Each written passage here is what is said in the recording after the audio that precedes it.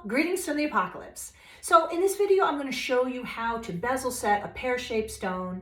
I know bezel settings with corners drives everyone crazy, but I promise after watching this video, it won't be a problem for you anymore. Back in the studio, look at this delicious rubellite that Susie has in her pendant, which she also did a lovely job on. And basically she's ready to set. So we've put some shiny mylar underneath and raised it up to the right height. But what you'll see is a very common situation with pear-shaped stones, which is when you raise the whole stone to the right height to set. So for the rest of it, the bezel's at the perfect height, but then you look at the tip, right? Too much metal there. And usually the pear-shaped stones are cut that way so that they taper down to the tip. Now, if we set this at this height, you're going to have like crazy too much metal at the tip, and you're going to end up covering too much of your stone, and like things will not be good. So what we're going to do is we're going to kind of just mark it a little bit with a Sharpie, and we're going to file that tip down so that it follows the curve of the stone. And when you set it, we have the right amount of metal everywhere. Okay. So I usually do this kind of gradually because I'm a big fan of like, take a little away and look at it, and take a little away and look at it, not like, and then, oh, oops, because I try to avoid the oops factor whenever possible. So what I'm going to do, just as like a starting point, I'm going to take a magic marker and I'm going to kind of color in what I think needs to be removed. About like so.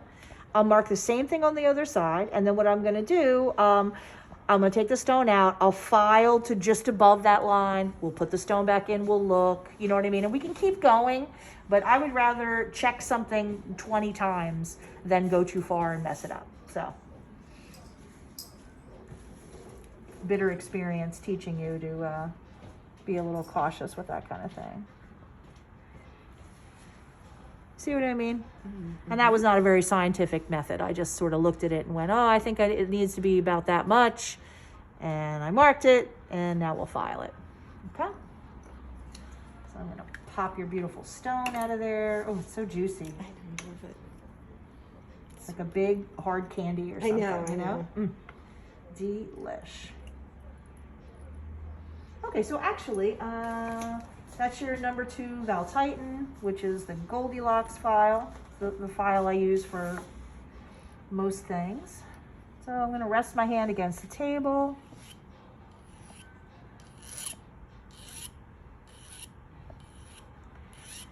Now, this is a finesse job. This is not one of those just like dig in there and go crazy. So you notice how I'm filing down toward the tip, because ideally I just want like a nice smooth transition.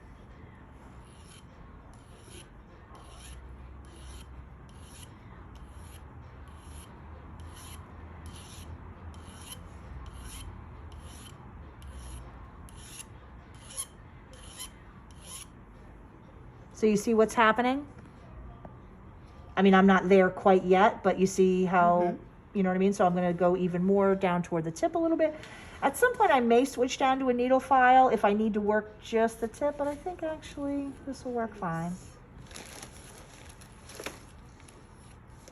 I try to always use a bigger file if I can, because I don't want to make like a little shelf, you know, a little file will just make like a little, you know, I want to hit the whole thing with this. But you're going straight, not rounded. I'm sloping down toward the tip.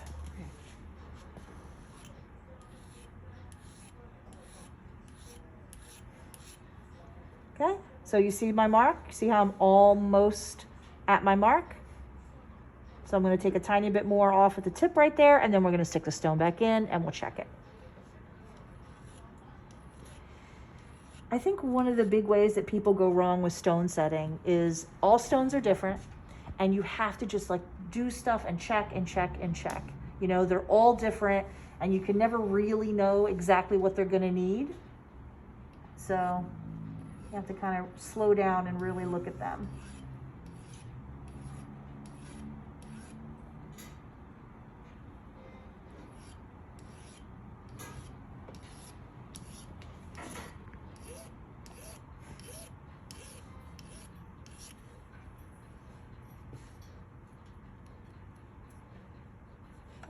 Do a little more. there, and then we'll stick the stone in and we'll see what we've got. Go? All right.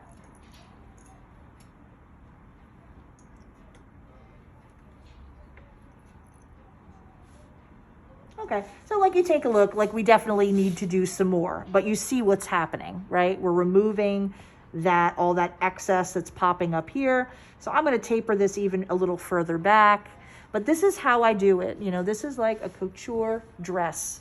You make your bezel, you make these little adjustments to fit your stone exactly. Okay. So I'm gonna taper back a little bit more. You know what I mean? I'm gonna be hitting a little more of this. Because I don't wanna end up with a little shelf there. I wanna make sure it just sort of is a gradual taper.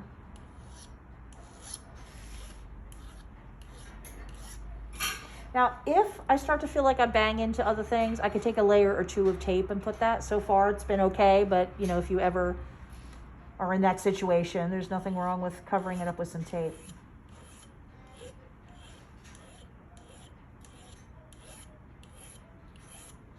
Do you want to work on this a little bit, Susie? Sure. Okay.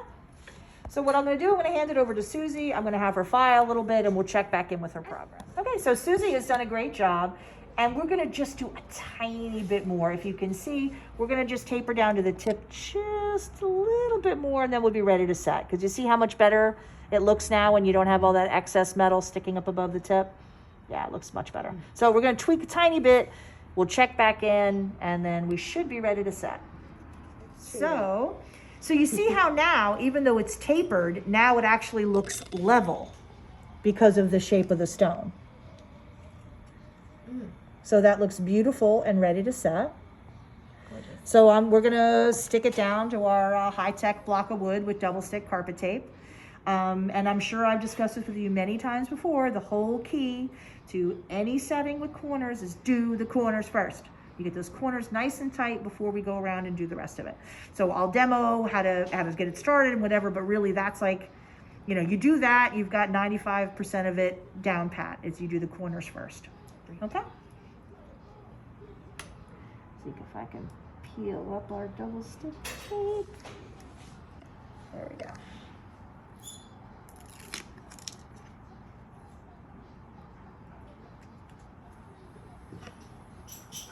I mean, look at the color of that stone. It's just like a hard candy. Delish.